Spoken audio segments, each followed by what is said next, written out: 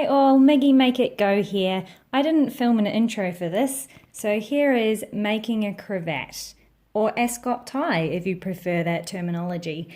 This one was for Fred Jones from Scooby, but you can make this for any outfit. Hope you enjoy. I've got a 1 meter by 1 meter piece of linen. It's for quilting, but it was the right colour for what I needed. I've got some thread and a measuring tape and an iron. So the first thing I'm going to do is iron the fabric. Once the fabric is ironed, you want to put the pattern down and cut it. So there's actually a right side and a wrong side to the fabric. A lot of fabric these days you can actually just choose which side you like as long as you're consistent. You can tell by looking at these little holes on the selvage. So on the wrong side, they should be raised slightly, and on the right side, they are flat or they indent into the fabric. I've cut this out on the bias. To cut something on the bias means that you've cut it diagonally from the selvage. So if the selvage is running, say for example, where that pencil is, the lines that I've drawn on the fabric means that it's going to be cut on the bias. It usually sits better. I just did it this way, I guess, because I could. I had a lot of trial and error to try and figure out the pattern that I wanted to use, but I ended up with something like this. I did a double layer of that linen, and each layer was measured like this. So this picture is not to scale, as you can see. So end to end was 47 inches. The narrow bit in the middle was 23 inches long and 2 3/4 inches wide. The end paddles, or I think sometimes they're called blades, they were 12 inches long and 4 1/4 inches wide. When I did the angled bit at the end, I just measured 2 1/2 inches in from the end of the fabric, drew a straight line from there. On the internal ones, I just measured 2 inches and drew a straight line from the edge of the blade to the edge of the narrow part.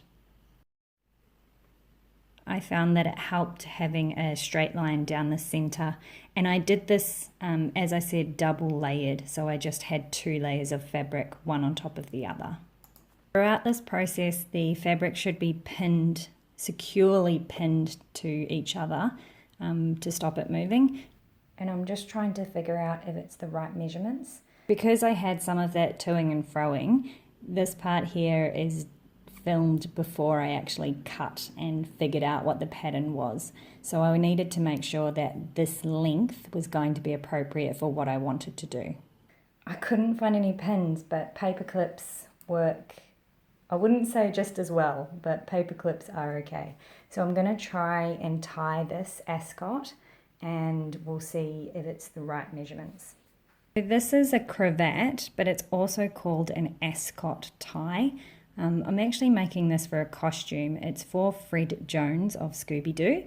So here's a picture of what his cravat looks like.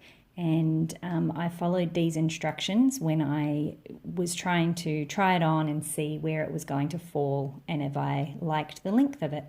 Again, I would advise doing this before you make those cuts. So I'm happy with this length, so I can now go and transfer some of that thread onto the bobbin. And I would always advise to test your sewing on a spare piece of fabric, the same fabric that you're using to make whatever it is you're making, but make sure that you've got all the tension settings and everything is how you want it to be before you actually start sewing the item. I did have to adjust quite a few of the tension settings to make sure it was even on the top and the bottom of the fabric. I sewed in a straight stitch all the way around, leaving about a 2 or 3 inch gap.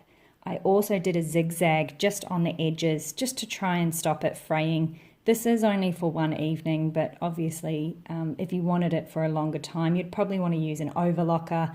They're a much easier tool to use in finishing. And then I used that 2 or 3 inch gap to pull the whole thing right side out, because of course you sew inside out. and I was left with this little gap. Now usually what you would do is I would hand sew that, but if you haven't already been able to tell, I don't have access to all my sewing materials, so I didn't actually have a hand needle. I thought I'd be really smart and I used some super glue. I would definitely say do not do that because this is what happened. It was fine because when you tie the fabric up into the cravat, you can't see it, but hand sew this or even just iron it. If it's just for one night, you won't notice the gap there. Just iron over it so that it's flat. I then followed these same instructions and here is the final result. It's exactly what I need for the Fred Jones costume, and that's how you make a cravat or ascot tie. See you next time, guys.